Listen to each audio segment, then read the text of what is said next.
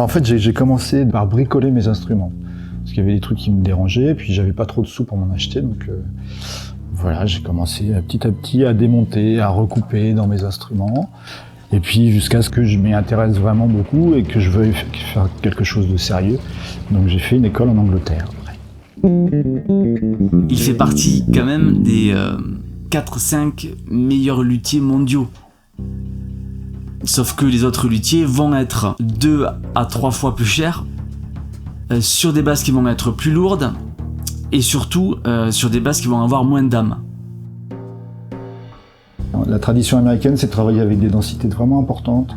Et moi, je fais tout un peu à l'envers, en fait. C'est-à-dire que j'essaye de faire en sorte que l'instrument soit le plus léger possible. Pas forcément en poids, mais en tout cas en termes de masse, qu'il y ait des espaces un peu de vibration dans l'instrument. Le but du jeu, c'est de donner une chance à l'instrument de respirer un peu plus, quoi.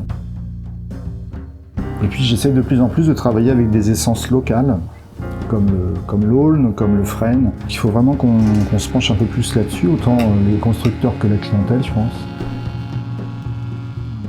La première fois que j'ai pris une de ces basses, ce qui m'a le plus surpris, c'est le côté, le son chaleureux. Et en fait, je pouvais jouer tout ce que je pensais de façon naturelle sur les basses, quoi. C'était assez bluffant. Ça libère vraiment mon propre jeu et ça j'adore.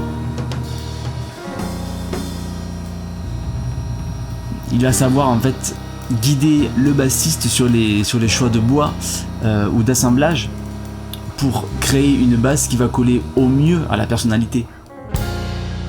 Moi j'y mets toutes mes tripes et tout mon cœur. Enfin, il y a tout un tas de détails de fabrication peut-être qui font qu'elles sont sinon différentes, en tout cas uniques. Elles ont un truc, quoi. Elles ont une âme.